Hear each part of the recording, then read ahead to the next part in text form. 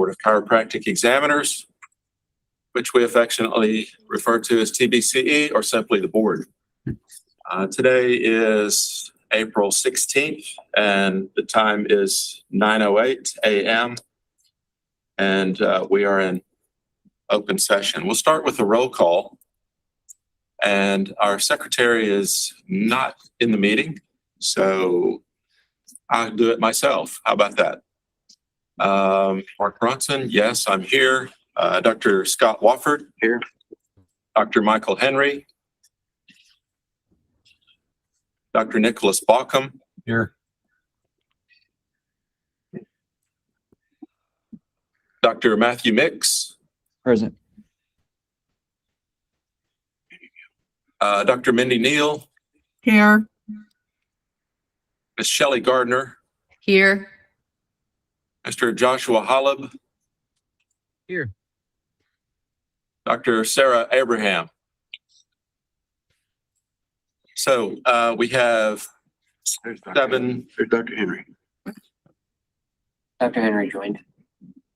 Dr. Henry is just now coming on, and you're muted. Yeah, I'm here, just keeping it on mute till you need me. There you go. Dr. Henry is here. So the only absent board member is Dr. Sarah Abraham. We have 8 board members present out of a 9-member board, and a quorum is established. Fellow board members, ladies and gentlemen, guests, thank you for being here. Today is a special called board meeting for one purpose. So we have just one action agenda item. And so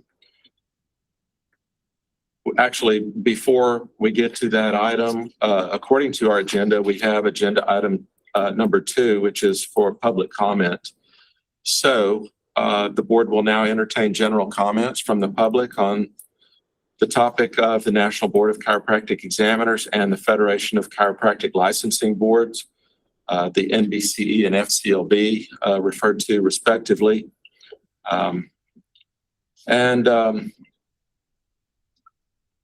Generally, we limit public comments to 3 minutes. So somewhere in that neighborhood, please. And do we have anyone that is registered to speak? Just Dr. Tullius. Did we not provide you with a form? I didn't get the form. Okay, that's fine. We can put you on record if you're just going to identify your name and then you can speak openly. We're happy to have you. Thank you so much. Do we need him in front of camera? I can rotate it, whatever. You can rotate it. Okay. Okay, sir, you have the floor. Thank you, Doctor. Good morning, members of the board and executive staff. My name is Dr. Steve Tullius, and I'm here representing the Chiropractic Society of Texas and the Chiropractic Freedom Coalition, a coalition of over 60 organizations representing over 10,000 chiropractors and chiropractic students. I'm here today to bring a critical matter of statutory compliance to this board's attention regarding the proposed merger between the FCLB and the NBCE. In our previous comments, we have addressed the broader concerns of professional autonomy. However, today we are focusing specifically on the Texas Occupation Code. According to Texas state statute, board members are strictly prohibited from participating in the operational management of any company that the board pays or contracts with for services.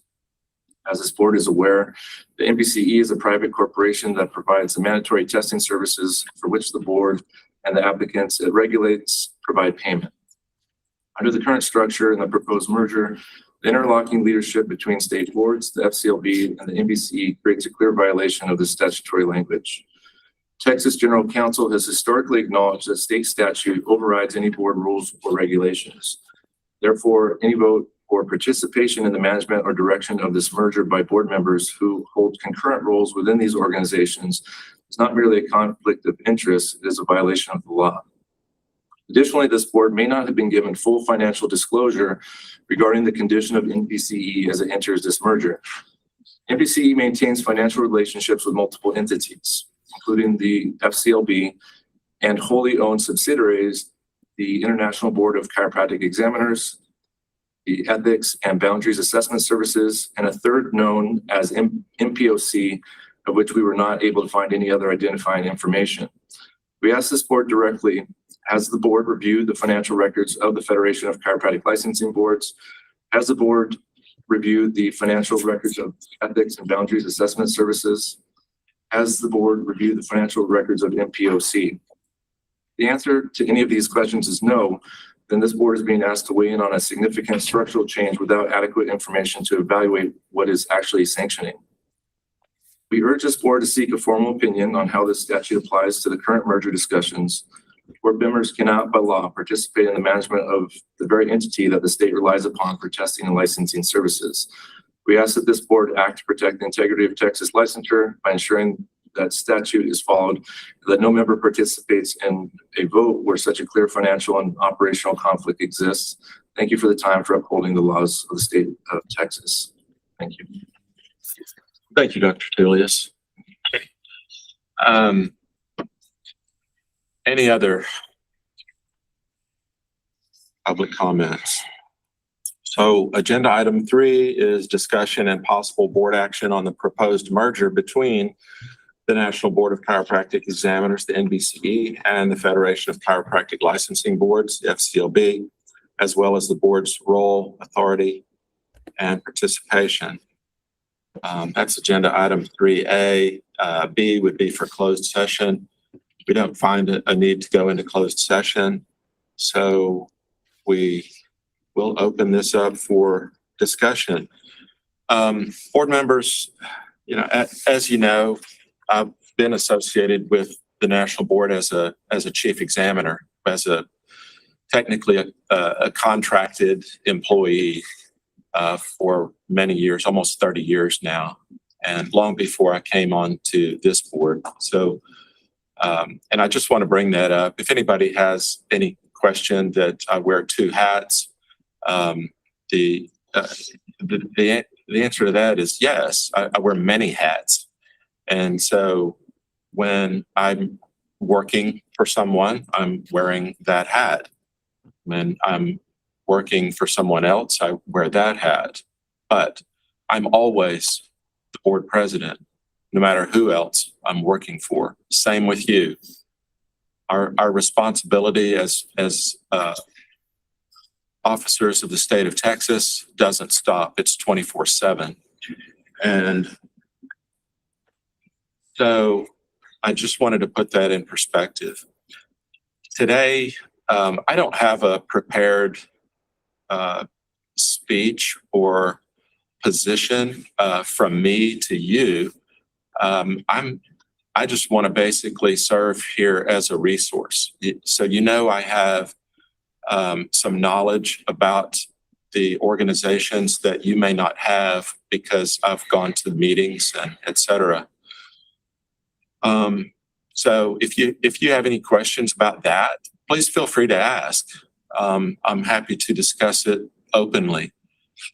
But what we're here for today is we're here because I've been tasked with going to the NBCE and FCLB annual meeting that is coming up at the end of April, first day or 2 of May in Atlanta. And I'm supposed to cast a vote on your behalf. And I don't cast such votes without involving you. Sometimes I vote for people as a delegate. But anytime that we have an issue that you need to be aware of, that's when I've always come into a board meeting and have had the opportunity to share with you what the issue is, bring it up for discussion, and to make sure that I'm truly voting on your behalf. Because of the short time that we've been offered, we had to call this special meeting because this meeting in Atlanta comes before our regularly scheduled May meeting. So here we are. I would like to allow any of you to speak first. And To Dr. Cross, Dr. Nail was first and then Dr. Mix. That's on the screen up here. oh, okay.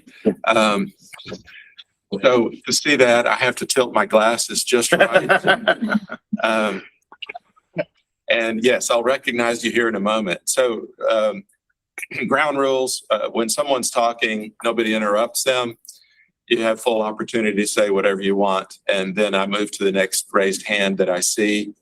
Let's do that. And then we'll give opportunity for our agency staff to speak. Our executive director, Dr. Walton Boyd Bush, and our general counsel, Rudy Calderon.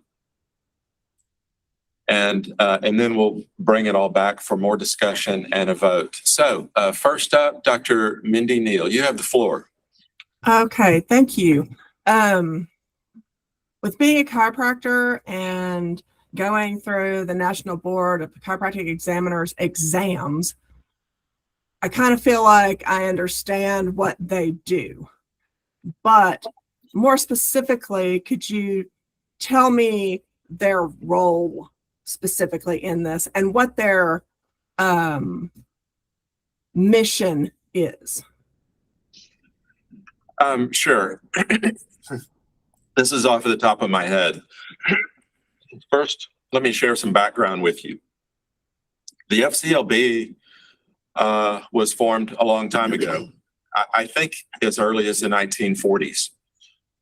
And so their mission was established then, which was to serve as a resource for state jurisdictions. Any state jurisdiction that wanted to be a member of that would have access to the FCLB's collective knowledge and resource.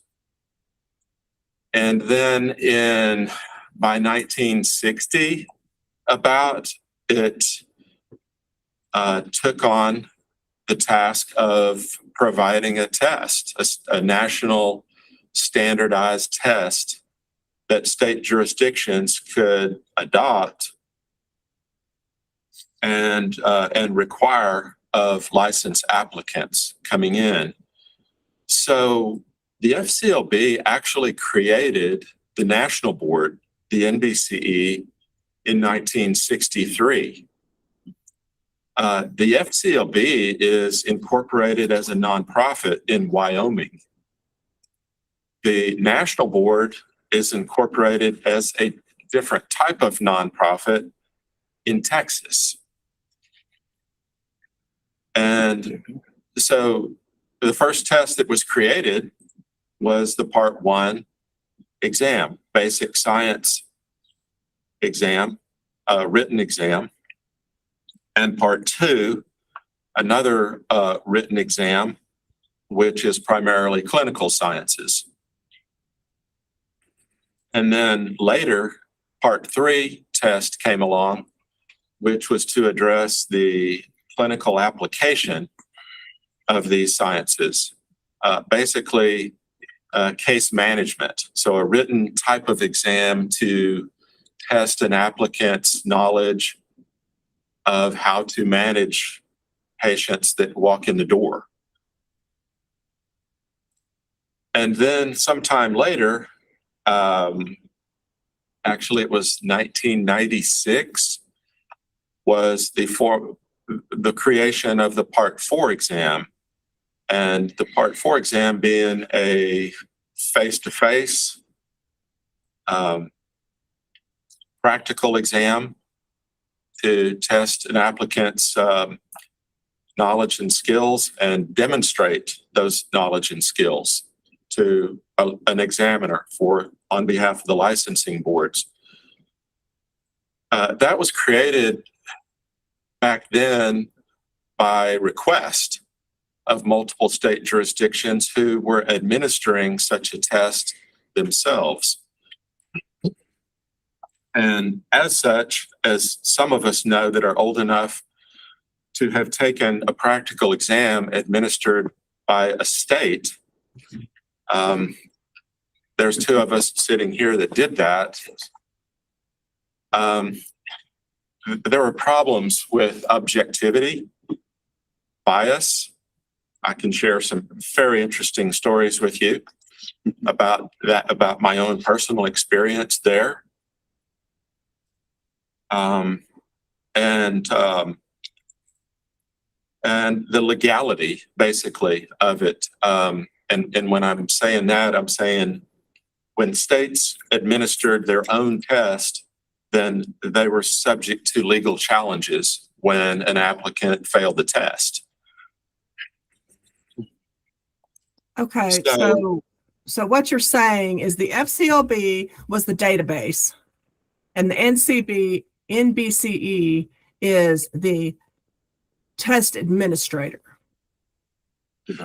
Well, the FCLB continues in their originally stated mission to provide resources to member boards, so as to enhance the effectiveness, efficiency of state boards, and in the interest of public protection. The national board was formed just simply to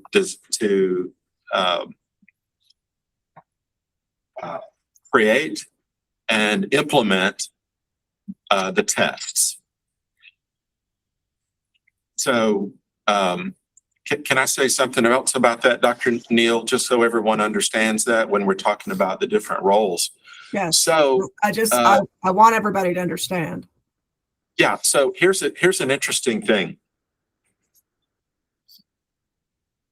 The FCLB being run on a budget of income from membership dues, and that became insufficient to operate the organization and their offerings. When they created the NBCE and the NBCE started offering the test, charging a fee for that test, they ended up with all the money. And so the NBCE then went back to and created an agreement with the FCLB that the NBCE would partially fund their budget. So the FCLB has been dependent on the NBCE all this time, for decades, to bring their budget up to operating potential. And that agreement, it was a 25-year agreement that has 6 years to go. So anyway, there's more to the story. I'll give the floor back to you to make sure that I answered your question and then carry it on as necessary. I guess I need to redirect a question to Mr. Calderon. When this merger happens between a nonprofit and a specialized nonprofit, how are they going to merge those together when we have money coming in, which is profit, I guess, kind of, for taking the test from the students, and a nonprofit that's just there basically as a library? They are Not both any nonprofits. disrespect, of course. No, they're both nonprofits, and from my understanding of the meetings that I've been a part of, the FCLB is going to merge into NBCE and then fold within the next 2 years. So that structure of that nonprofit is just going away. The NBCE structure and their nonprofit status and how that is operated is the one that will remain. So there's no real merger of the two. It's the NBCE taking over the FCLBs, and then the FCLB winding up in a couple of years. Yeah, they're dissolving the FCLB. Right. Okay. Does that create any, I mean, is our fees, our membership fee to the FCLB going to dissipate and go away? So the structure, as I understand it, is going to be on a subscription basis. And so the NBCE will not charge a fee to be a member board like that, but they will charge subscriptions to certain areas of their structure. So if the component of the FCLB that will continue on to provide those specific services, you can buy a subscription to that or not.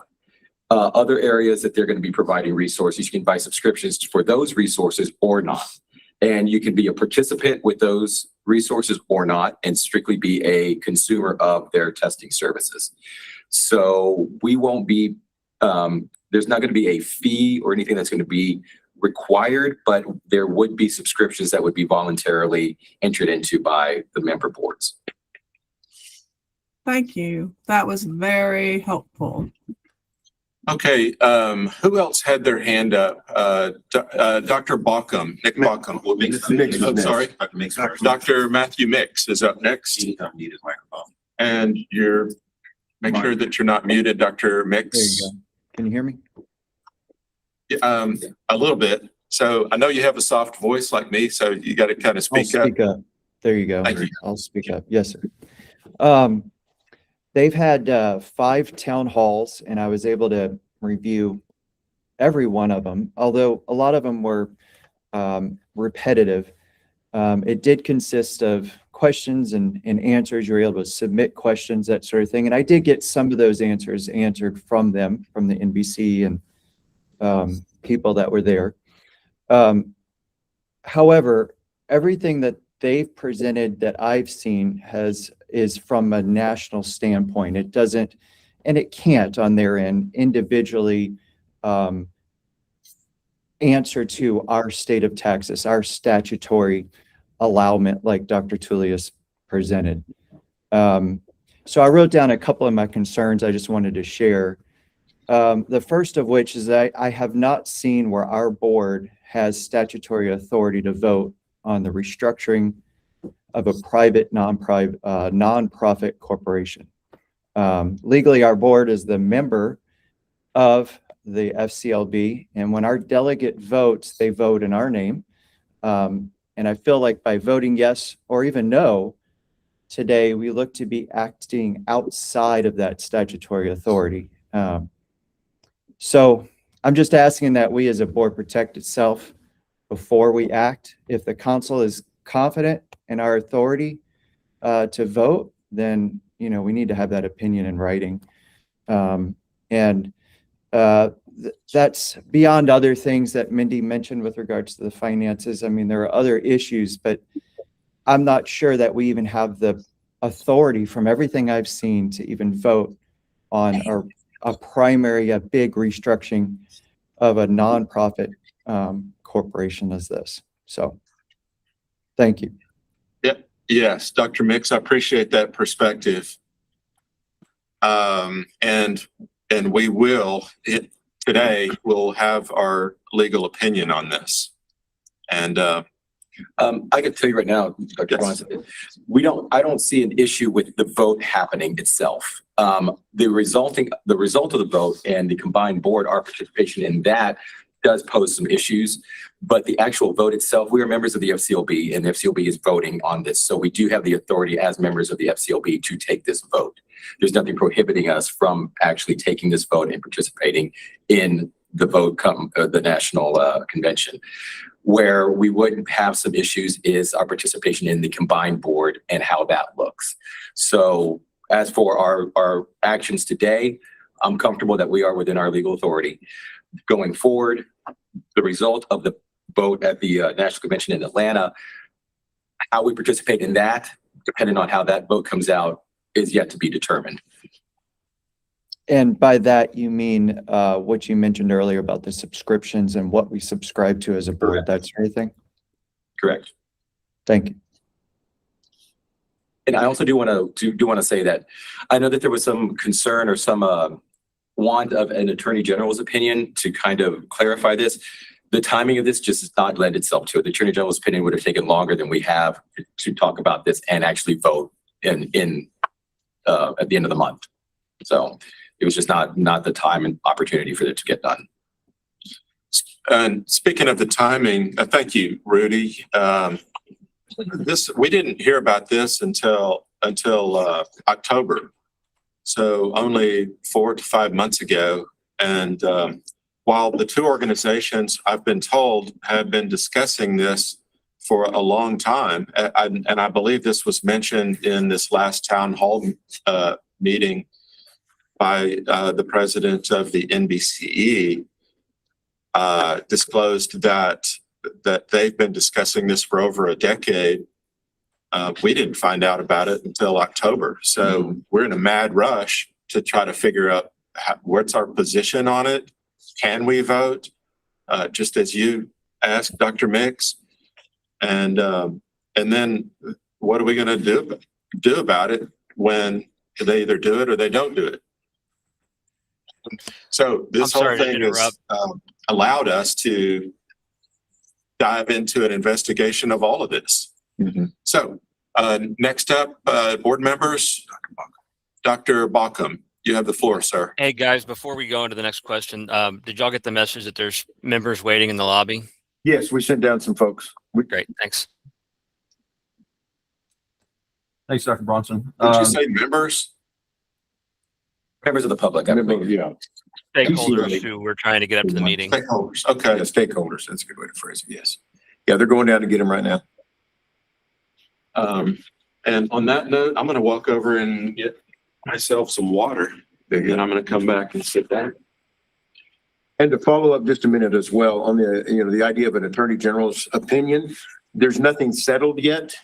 And so therefore they won't have any factual basis to examine the affiliation. Once the vote is taken and they settle in, then that gives us a better opportunity to seek any kind of guidance from the attorney general. once it happens and we know that it's happening or not happening, we know what happened, then we can probably seek the Attorney General's opinion as to how our participation in that new organization should look and what our legal constraints are in that participation.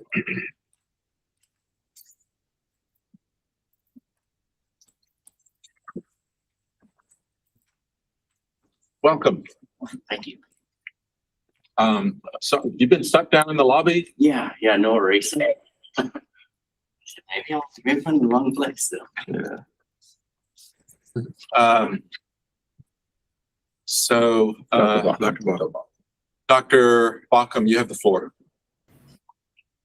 Thanks, Dr. Bronson. Yeah, a couple things. I just want to preface this. I know I'm still pretty young. I'm the longest serving member of the board along with Dr. Bronson. I've been an FCLB delegate with him. I've been to Colorado 4 times for Dr. Bronson. I've done national board examiner 8 times. I feel like I'm pretty seasoned with this stuff. I've got some concerns with this. The big one that you just brought up, Dr. Bronson, is the fact they've been talking about this for over a decade and they gave us 4 months. I don't like being bulldogged into stuff. And I've got some concerns with this, just from a regulatory standpoint, but also from a public protection standpoint. I think they're putting us in a situation where we have to make decisions kind of shooting from the hip that are going to affect a lot of people, and we're unique because we got a lot of chiropractors that are licensed in the state and we've got 2 schools. We're the only state with 2 schools. I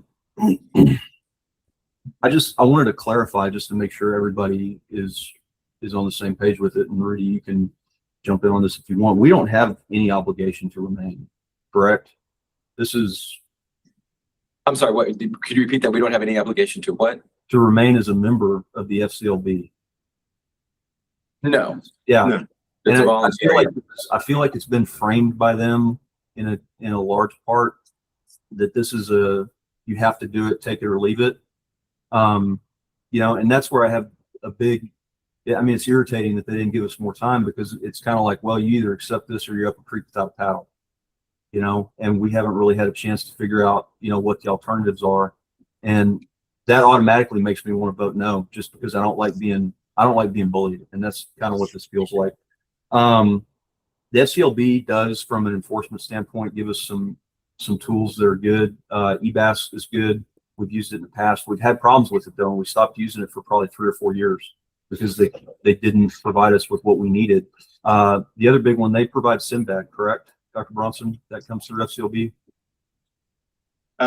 Yes, that's one of the services that's Yeah, so provided is Sinbad. Yeah, the Sinbad service is really nice. So that's the service that provides us, if anybody comes in asking for a license, we can basically background check them and see if they've had any violations in any other states or they've had anything reported. So from an enforcement standpoint, the Sinbad reporting system is really good for what we do.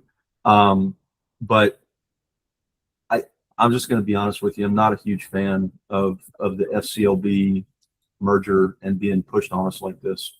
I don't know what the alternatives are. That's my biggest question is like, okay, and statutorily, if we can't be a part of it, then what do we do? So those are just my comments to start.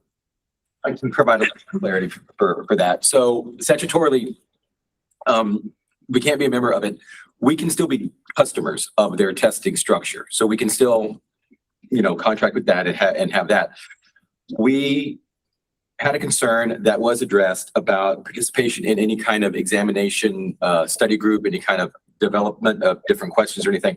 That would still be open to any jurisdiction that uses their test. So we do not have to be a member of the new structure in order to be still able to participate theoretically in any kind of working group to revise the exam. Would that not be considered paying a vendor?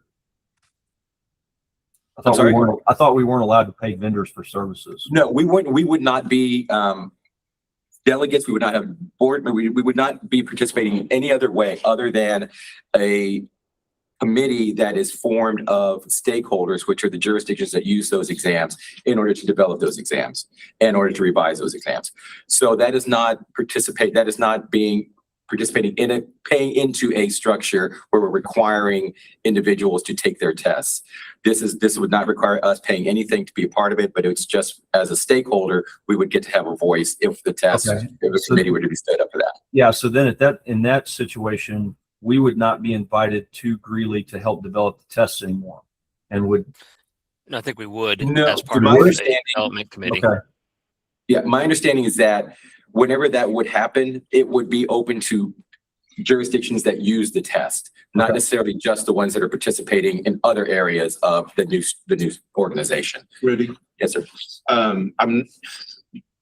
My advice might be contrary to what you understand. This was coming from Dr. Oots when I posed the question about our involvement in this new structure. I wanted some clarity on how it's organized. So you asked the question, Dr. Bauckham, would we still pay dues, I guess, to FCLB? The answer is there's no more membership within FCLB. FCLB would become a standing committee. And this is another issue entirely, potential problems, but apparently to satisfy the laws in the state of Wyoming, this merger is structured so that the FCLB becomes a standing committee within the NBCE, and state boards will no longer be members of that paying dues. Rather, they could subscribe to the services that this FCLB standing committee offers. And from what I understand, the fee would be the same as the dues that we were paying. Okay. I just kind of feel like to wrap our heads around that. Yeah. I just kind of feel like we're being put at the mercy of a couple organizations that are making a decision for their financial benefit. And we're just kind of stuck with the bill. And again, I wish I had an answer to how to fix that. I'm just voicing the opinion that I really don't like that or appreciate that, because that's kind of the feel that I've got from this the whole time is like, hey, we're in a financial you know, we're in a financial pickle or we want to make more money, they're kind of intertwined at the hip anyway. And, you know, they've known about it for a long time and they're telling us last minute, well, you just got to deal with it. And I don't like the gut feeling that gives me. And I'll leave it at that. I'm not going to beat a dead horse. I'll let us move on. Thank you, Dr. Baucom. Dr. Henry, you're next. Dr. Neal. No, I'm Henry was sorry. on there a while ago. Somebody help me. Who's up next to Yeah. speak? Dr. Neal's the next one up. Dr. Neal. That conversation brought up, if they're going to merge these two together, Yes. why are they even asking for our opinion? Dr. Neal, that was my first thought. That kind of echoes my question. Exactly. And the answer, I think, is because it's in their structure to do so. Okay, As so far it's as not just, common courtesy. They built that into themselves. That's built into their constitution and bylaws, the way I understand it. They've always asked us to vote on things, and this is another one of those things that they're asking us to vote on.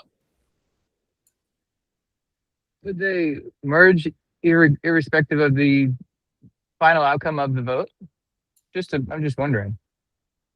Well, I think they would yeah, just so- fold FCLB, wouldn't they? Like if they're going to fold it in 2 years anyway, why are they doing this and not just folding the whole thing now? Well, a little bit of information on that. So the contract between the NBCE and FCLB runs for another 6 years.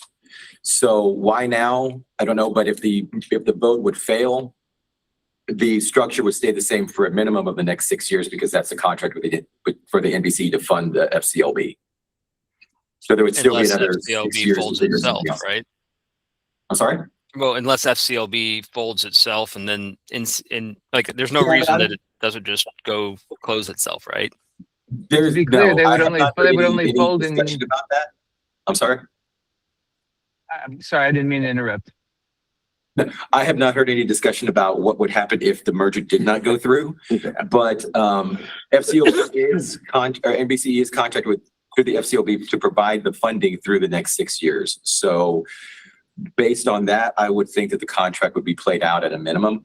But that's because otherwise you have some issues there. But there's been no discussion that I've heard in any of the town halls or the attorney meeting of the consequence of the vote failing. I would think that things would go on the way that they are currently.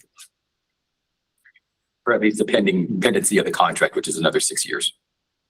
Likewise, I haven't heard any comment on what would happen if the vote fails. Dr. Wofford wants to. Henry's first. Oh, Dr. Henry, you want to speak? Oh, you're muted, sir.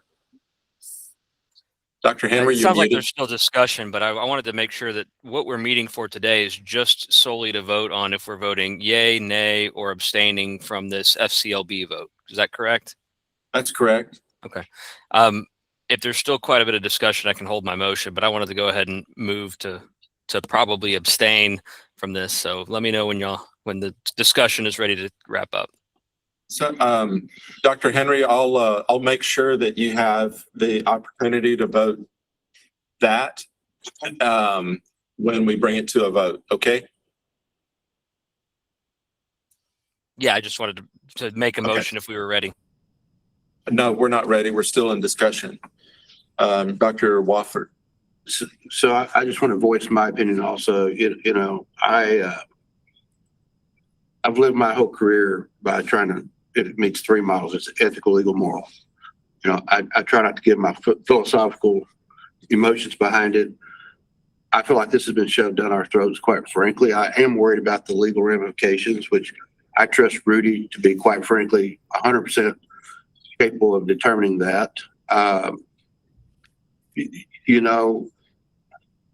First and foremost, we represent the people of the state of Texas, and that's our job. And we have the schools and the students here in the state of Texas, which I believe we have to protect also. So, I'm going to go with Dr. Baucom. It just doesn't feel right. I don't have that loving feeling on this. And I hate to put it simply, I am curious if it's a money grab, but, we've got an opportunity here. I think Texas is a very powerful state as far as chiropractic in the United States, and hopefully we can kind of make a statement with this, because I don't think they've given us the proper time to assess this. I wish they would have. And quite frankly, I think it was, and this is my perception, a personal perception, this is how we're going to do it, whether you like it or not. That's it. And that's all I'm going to say. That's my opinion.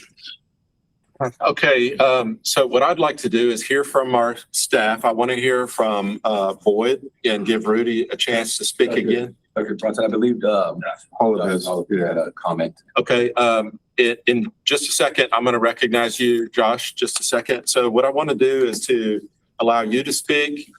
And if someone else wants to talk again, great.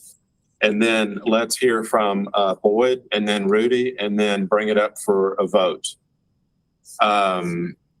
Josh? I'm actually parking. I'm on my way up, so I'd be happy to listen to staff if I could save my comment. You might have an opportunity to vote before you walk in the room. Okay. So, I'm sorry, did I see somebody raise a hand? Dr. Baucom? Yeah, just real quick, Mike. I was just curious why you would want to abstain instead of vote no. I just want to know your thought behind that. Just from the challenge of there being a legal question without us having a chance to look into it, abstention means that we're not participating in the governance of anything. So to me, that is just the cleanest, because it sounds like they're going to do what they're going to do regardless. So abstain or vote no is probably in the best interest. The outcome of a no vote is probably the best interest. It just really depends on if we want to be recorded as participating or not. Okay, that was my question, because I don't know how it goes to make two motions. I would make a motion that we vote no, because I feel like we need to make a stronger statement. But if everybody goes to abstention, I'm fine. Well, I think we have to vote on one motion. Okay. And vote it up or down, and then we can make another motion. Okay, I just wanted your thought behind it. And I'm not married to that either. If you guys, we can continue that discussion on the pros and cons of abstention versus no before we make a motion. That's fine. My feeling is that, and my motion, if yours doesn't pass, would be that we do no, but I'm fine either way. Thanks. Yeah, so question, let's go with the routine that I just described, allow you to speak. And then Rudy, and then I'll get some clarification on how to structure our vote. Okay. Okay, makes sense. So from square one, and again, this is, I've been involved in the political arena, legislatively, regulatory for the last, at this point now, 20 years plus. And so I understand and see the political climate and the things that we must operate under as an agency. So everything I'm going to speak towards deals with me protecting the agency, protecting you as a board, and protecting the people of Texas. And so from that standpoint, for my perspective, is they have not given us enough time to vet this, to be able to find those considerations that we're all asking about. And the first thing that came out was, we're going to do this. Then the second thing that came out, we're going to do this. We're working on the bylaws, and we haven't had the bylaws in hand very long. And in my opinion, those bylaws are they don't have much information.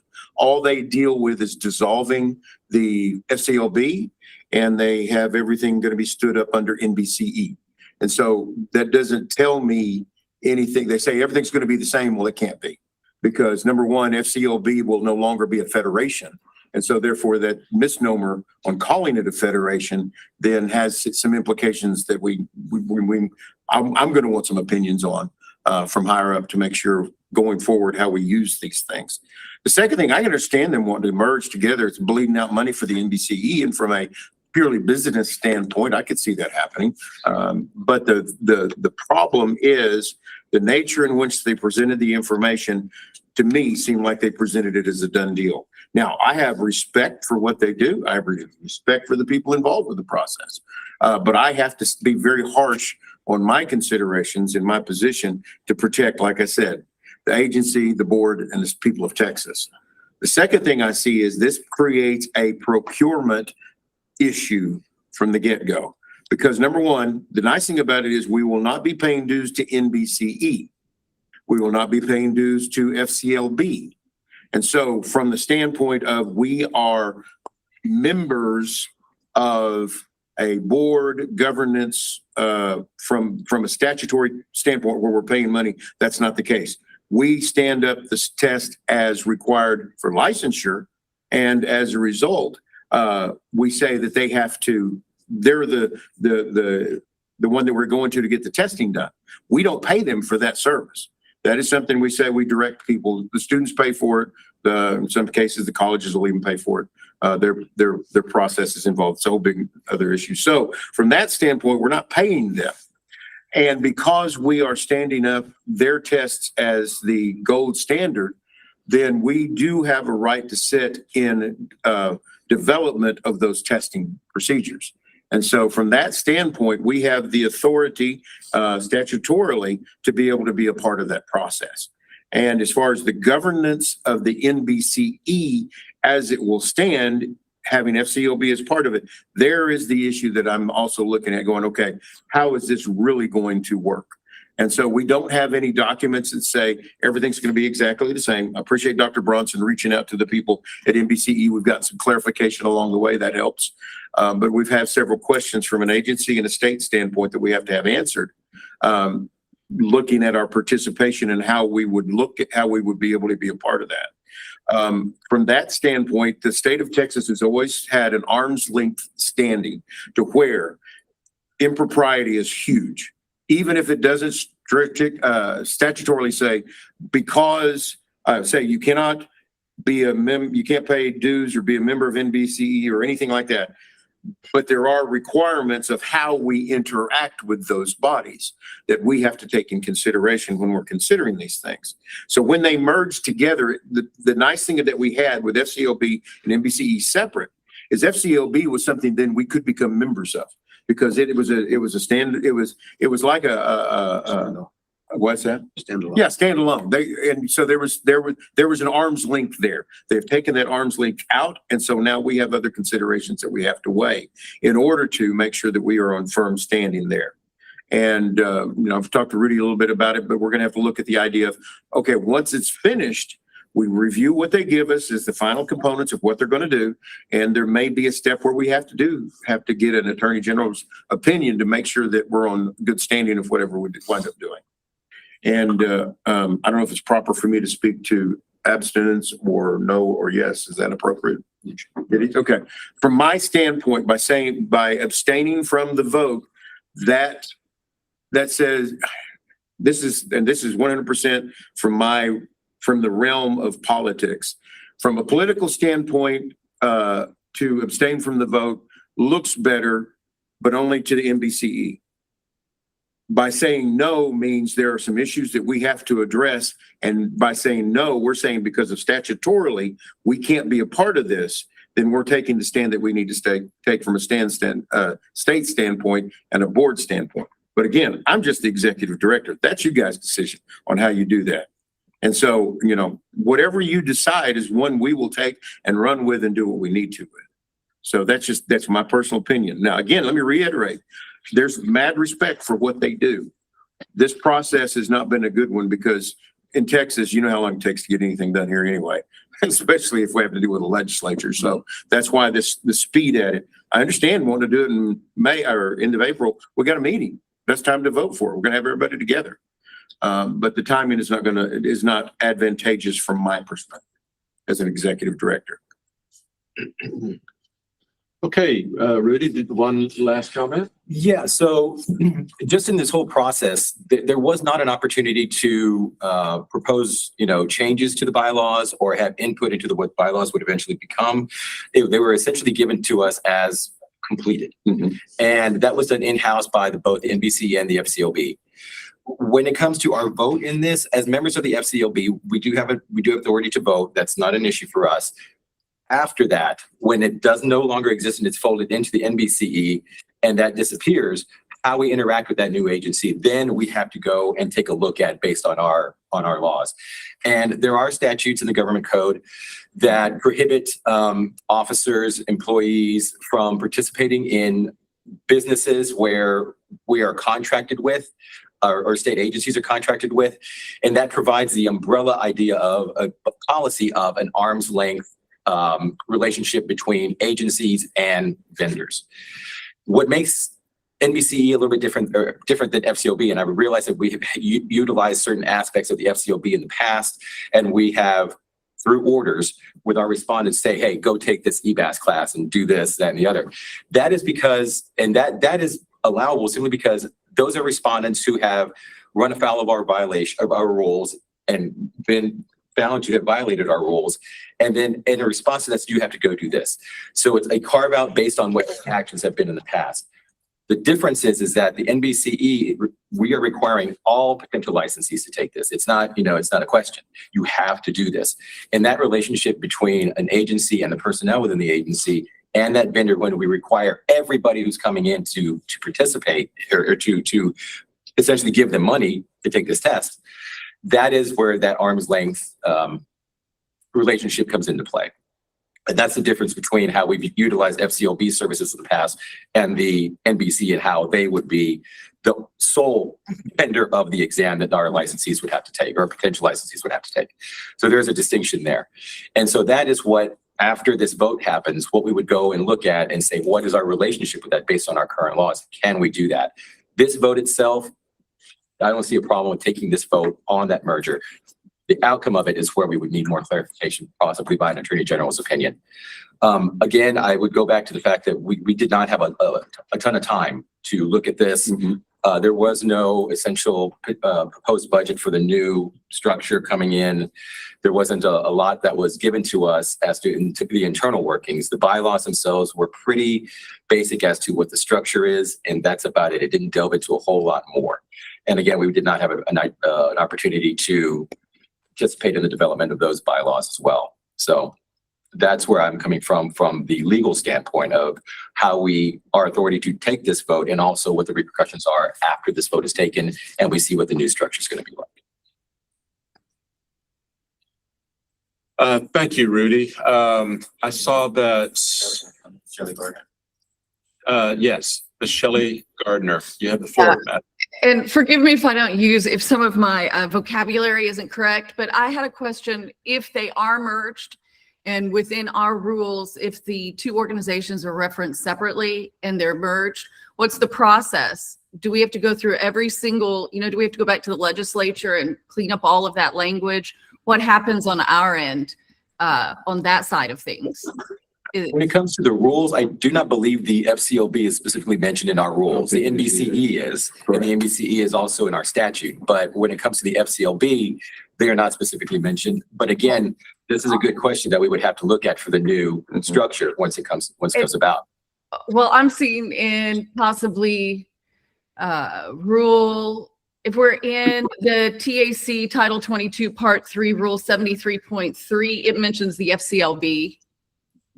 And so I'm for just continuing education. for Yeah. But so that's just, so wherever that, are we will the merging open up cans of worms for us to have to work through, open things that we don't want to see open?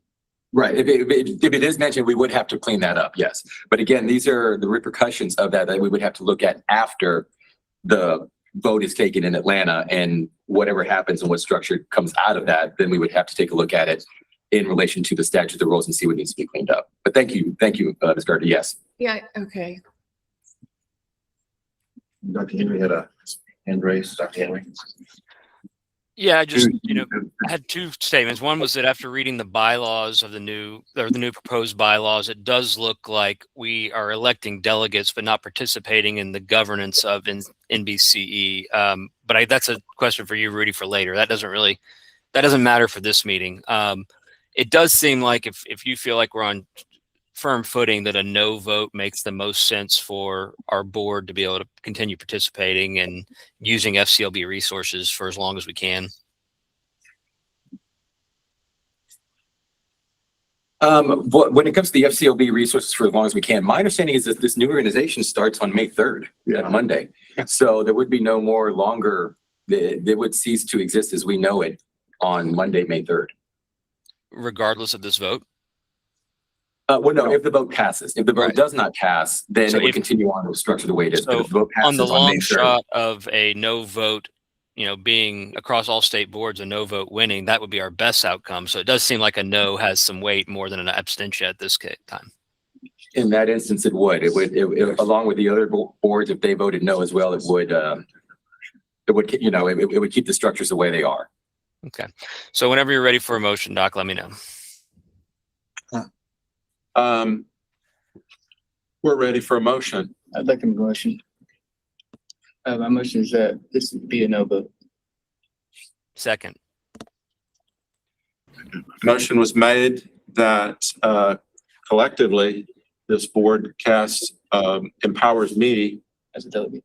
as our delegate at the Atlanta meeting to cast a no vote on behalf of this entire board.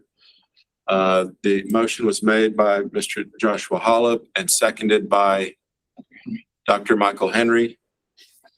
All in favor signify by saying aye. Aye. Aye.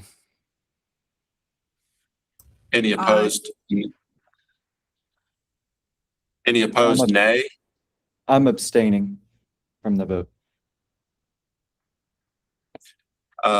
We have, how many board members? We have 8 board members present voting.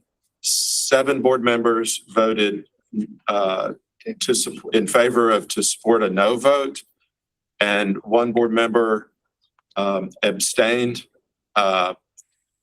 from assigning a vote for us. And so motion carries. Board members, thank you for your attendance. Thank you for sharing all of your concerns openly. And the time is, before we do this, I'm going to the agenda on, you got a question? Go ahead. Before we adjourn, on our agenda, we do have an item that opens up the possibility of a future agenda item. And so I need to do that. So does any board member request a future agenda item in the next board meeting? Yes. Dr. Wofford.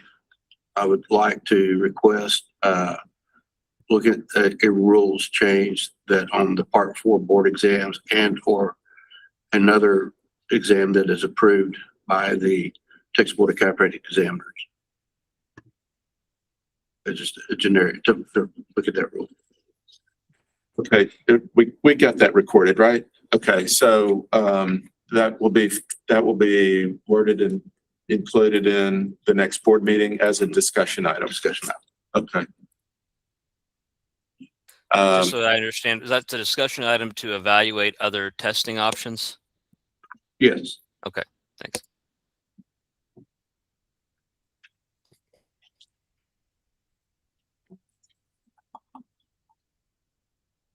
Now I'll entertain a motion to adjourn. So moved. Second. Mr. Hollop, I heard to my left, move to adjourn, and it was seconded by, I think I heard Dr. Wofford. All in favor of adjournment signify by saying aye. Aye. Any opposed, nay? Can I have one quick, I'll go ahead and finish the meeting. This is an after meeting.